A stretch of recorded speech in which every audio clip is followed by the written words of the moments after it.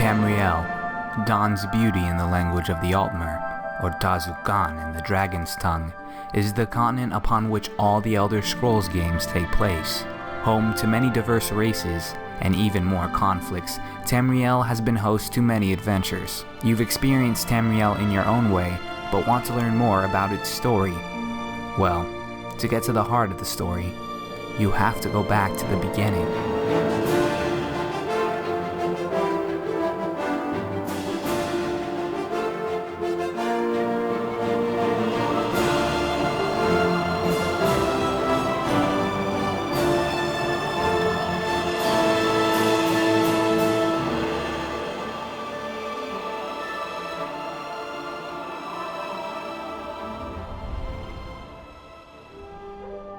You could certainly call it a wasteland, rocks and sand as far as the eye can see.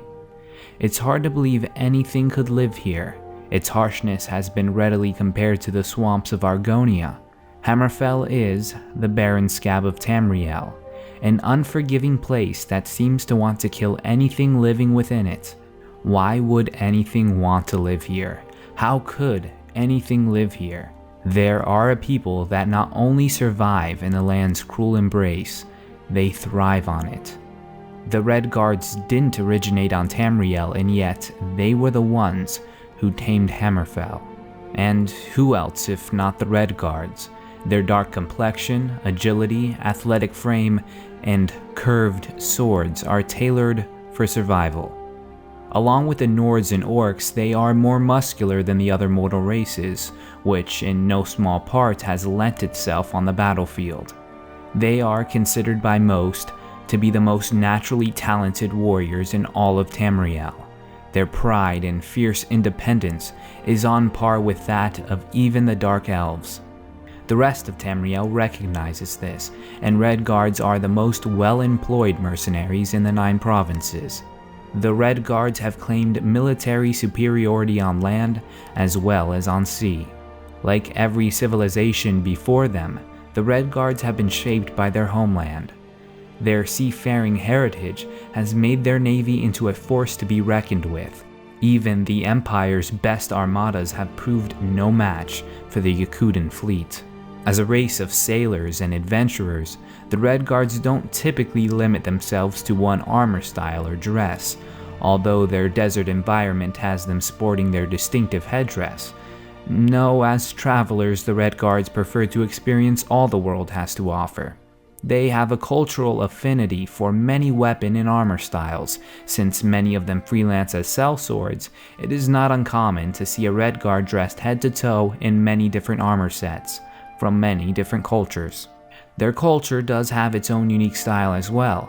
Braided hair, tattoos, war paints, and piercings are commonplace amongst the Redguards. They decorate their bodies almost as much as they decorate their lavish palaces.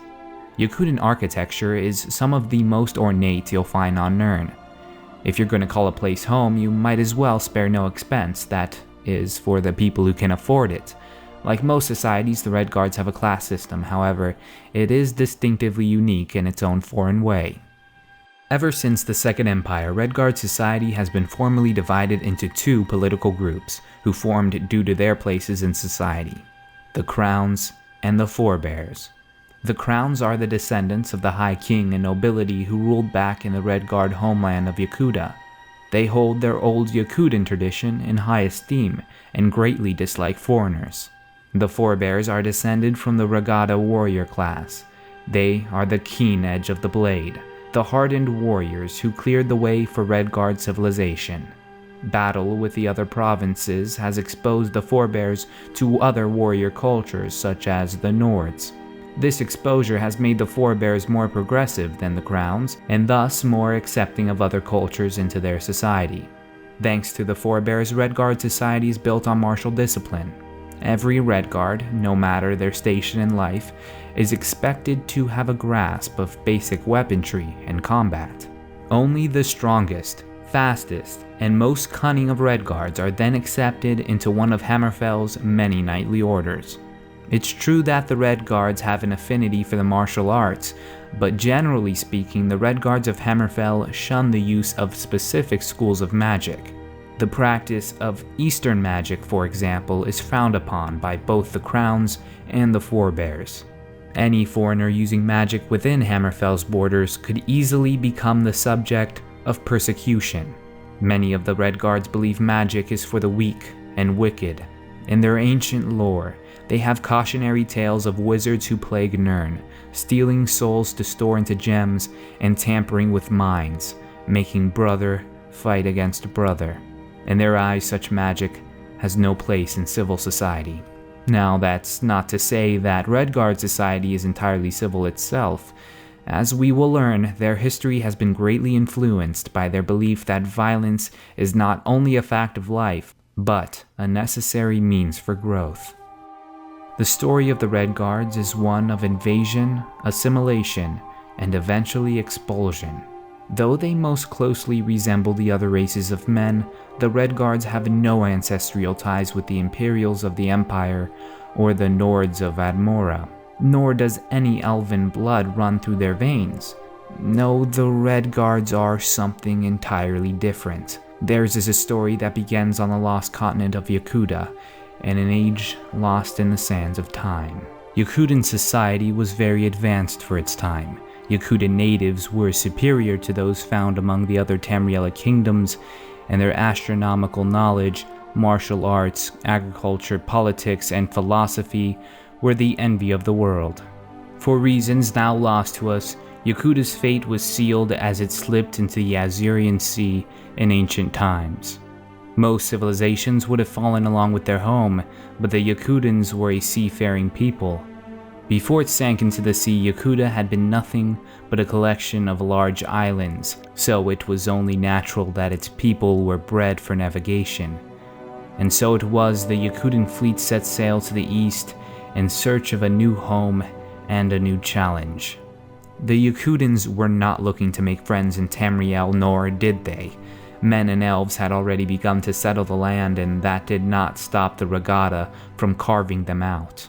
It is important to note that the Yakutan fleet was nothing short of an invasion, and the Regatta took the coast of Hammerfell by storm. Later, when the rest of the refugees arrived on Tamriel, they erected their cities on the very ruins left behind by their warriors. Within a few short months, the foreign invaders had replaced the Elven and Nordic forces who had fought over Hammerfell for centuries. The Yakutans had raided and adapted to the land so fast that the other mortal races had no choice but to yield Hammerfell to its new masters. Tamriel was made to recognize their new neighbors as Redguards, a grammatical corruption of the word Regatta. Due to their aggressive expansion, one would think that the other races of Tamriel would hold a grudge towards the Redguards. On the contrary, they had become famous as warriors, having bested even the orcs on the battlefield. No, it was actually the Redguards who scorned their neighbors. Seeing themselves as invaders, they saw the races of Tamriel as weak. Looking through the lens of a martial culture, the Redguards had little respect for those who couldn't even defend their own lands. From their new home in Hammerfell, the Redguards held complete independence from the other provinces. So fierce was their independence that they wouldn't even partake in economic trade with the other races until the Bretons and Orcs proved their worth in the Siege of Orsinium centuries later. This newfound respect for the Bretons and the Orcs would lend itself to a new alliance in the dark days to come. When Tamriel's skies darkened in the later years of the Second Era, Hammerfell faced the largest invasion since the Yakutans themselves raided its coasts millennia ago. In Hammerfell's darkest hour, an alliance was formed. The Bretons had earned their respect by spilling blood alongside the Redguard centuries earlier, and it paved the way for the Daggerfall Covenant. Under the Covenant, the Redguards fought side by side with the Orcs, and together, they showed Tamriel a means for survival. Once the Daedric threat had subsided, the Covenant was disbanded, and the Redguards would be thrown into civil war. So dawns the Third Era, and Tiber Septim along with it. Many believed even Tiber Septim's Imperials would fail to take Hammerfell from those raised from birth to defend it. Yet when the Imperial legions invaded the province, they met with little resistance. Civil war had left the Redguards weaker than they had ever been, and in the chaos, the organization of the Legion reigned supreme. Although they certainly did not ask for Tiber Septim or his empire, the Redguards ended up benefiting immeasurably under the new regime. The Forebears in particular welcomed the new opportunities and challenges the Empire had to offer them. Many Redguards went on to serve under the Imperial Legion, which did much to strengthen their military. In general, northern Hammerfell continued to be more traditionally Yakutan under the Empire, both in style, dress, and also personality. The southern lands, on the other hand, where the Forebears had landed, tended to be more progressive by adapting to Imperial customs. Following the cataclysmic event called the Warp in the West, or the Miracle of Peace, the Forebear Kingdom of Sentinel grew to encompass the entirety of the northern coast of Hammerfell, shifting the balance of power, making Hammerfell even more imperial in the coming centuries. Hammerfell's people were adapting under the Empire more and more each day, but in classic Yakutan tradition, this growth would not come without blood. A land dispute with the Bretons and an invasion from the Nords would sow the seeds of doubt in the minds of every Redguard. Hammerfell was losing land under Imperial rule, and an empire too weak to defend its land is no empire worth keeping. With the coming of the Fourth Era, the Great War had erupted. The Aldmeri Dominion marched on the White Gold Tower, determined to deliver Tamriel back into the hands of the Elves. Even with the support of the other provinces, Emperor Titus Mede II proved weak, and in his cowardice he signed the White Gold Concordant with the Dominion, and with it, he betrayed the whole of Hammerfell. As a part of this peace treaty, the Dominion was given large tracts of land in southern Hammerfell, leaving the Redguards to suffer the failure of its empire. The Aldmeri Dominion marched on Hammerfell to claim the land given to them by Titus Mede, a challenge the Redguards would surely answer.